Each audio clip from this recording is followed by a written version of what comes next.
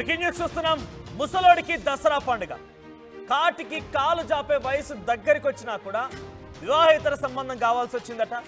ఏకంగా తన ప్రియుడితో కలిసి భర్తని చంపేసేటువంటి ఒక ప్రయత్నం ఆ భార్య చేసింది. మరి ఆ ప్రియుడైనా ఈయన చిన్న వయసు కూడా అంటే 55 ఏళ్ళు ఉన్నాయట.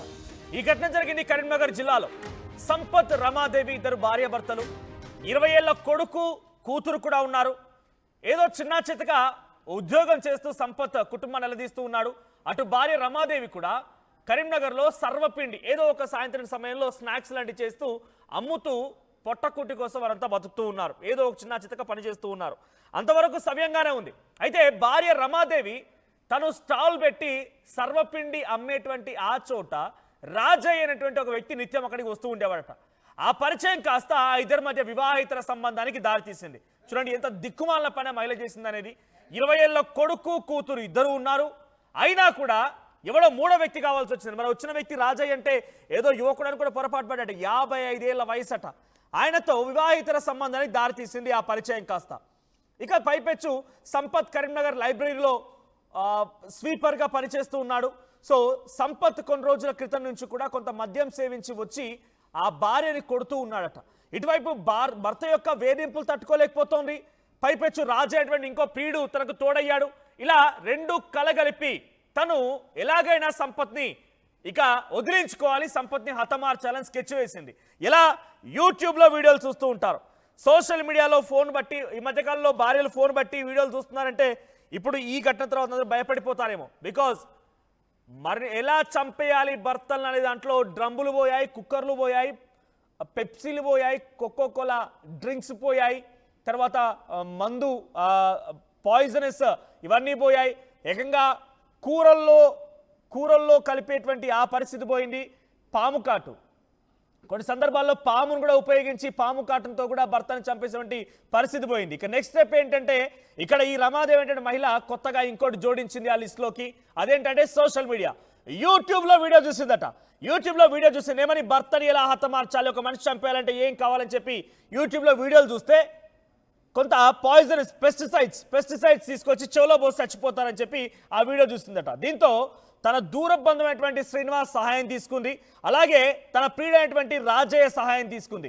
రాజయ్య తన భర్త రమాదేవి భర్త సంపత్తో ఓ స్కెచ్ వేశారట. మనం జర దావా చేసుకుందాం, పార్టీ చేసుకుందాం అని చెప్పి ఓ రోజు పిలుచుకెళ్ళారట, జూన్ 29వ తేదీన.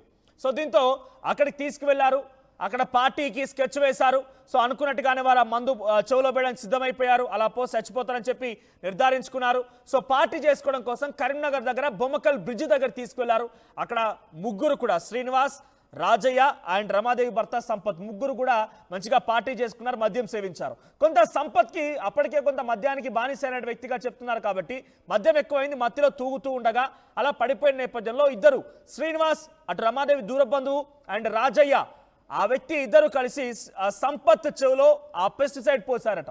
దీంతో ఆయన అక్కడిక్కడ మరణించాడు. ఇక అక్కడి నుంచి వాళ్ళు వెళ్ళిపోయారు. ఈ విషయాన్ని రమాదేవి అంటే అటు ఆ 55 ఏళ్ల వ్యక్తి ఉన్నటువంటి ఆ రాజయ్యతో ఉన్నటువంటి వివాహితర సంబంధంతో రమాదేవి స్కెచ్ వేసింది కాబట్టి రమాదేవి స్కెచ్ని యాసిస్గా ఇంప్లిమెంట్ చేసిన ఆ ఇద్దరు రమాదేవికి ఫోన్ చేసి చెప్పారు, ఎస్ నువ్వు చెప్పిన టాస్క్ ఫినిష్ అయిపోయింది, సంపత్ని వేసేసామని చెప్పి ఫోన్ చేశారట.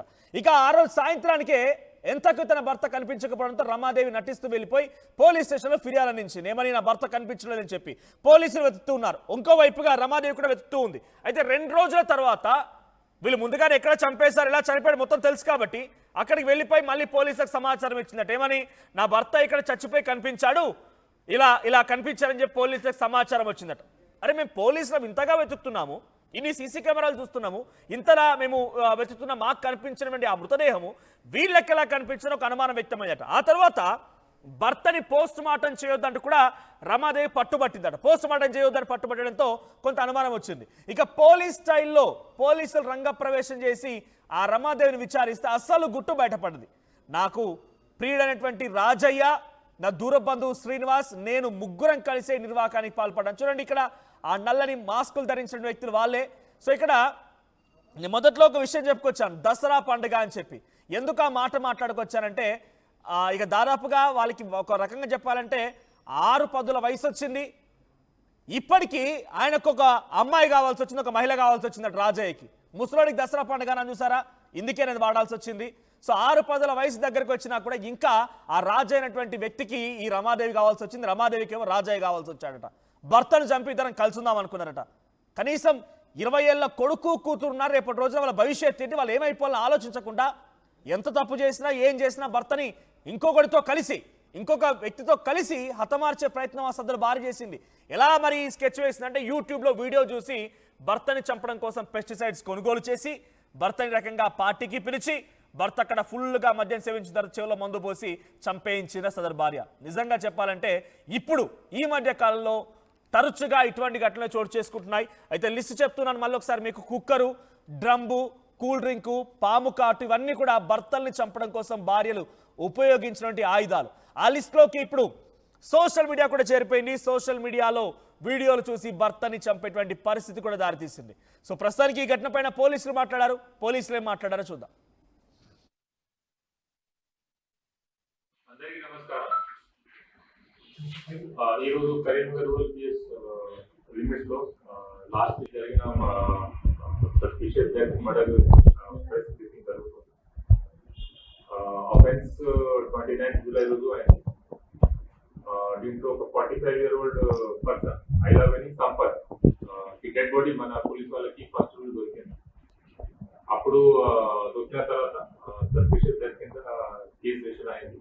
ఆ తర్వాత ఇన్వెస్టిగేషన్ చేసినప్పుడు మనకి పూర్తిగా డీటెయిల్స్ వచ్చినాయి. ఈ అఫెన్స్ లో మర్డర్ జరిగింది.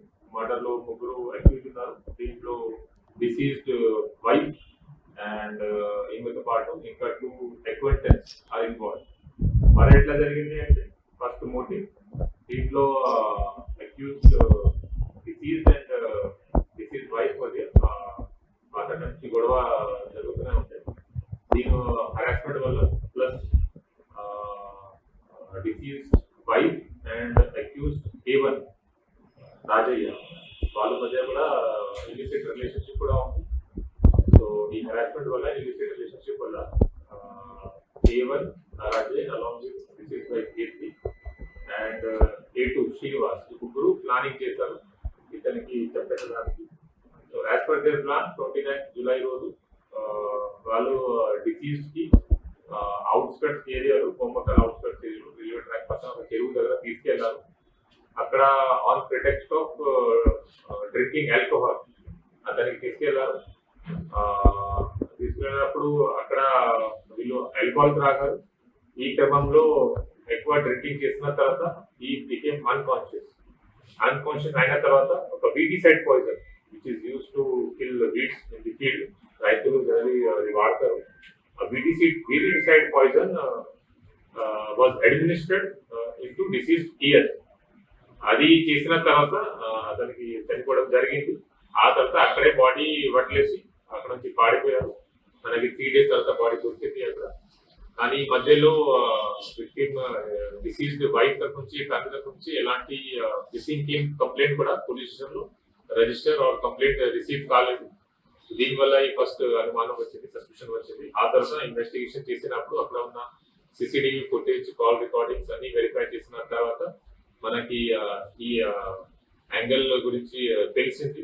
సో దీంట్లో ఉన్న accused members deceased wife for criminal conspiracy for conspiring to murder her husband, then accused A1 and A2 for actively conspiring and using herbicide poison for killing the disease.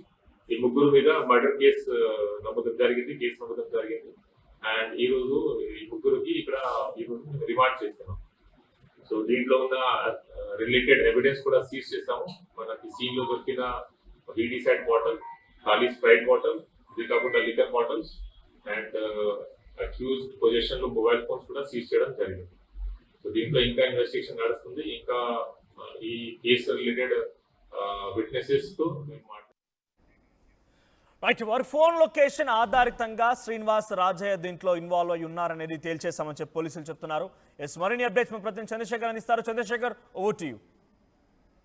వాళ్ళిద్దరూ ప్రేమించి వివాహం చేసుకున్నారు. వారి కాపురానికి గుర్తుగా 20 ఏళ్ల పిల్లలు ఉన్నారు. అయినా ఏం జరిగిందో ఏందో తెలీదు. భర్త ఐలవేణి సంపత్ ఆయన లైబ్రరీలో స్వీపర్గా పనిచేస్తున్నాడు. భార్య చిన్న చిత్తగా పనులు చేస్తూ జీవితాన్ని నిలదీస్తుంది.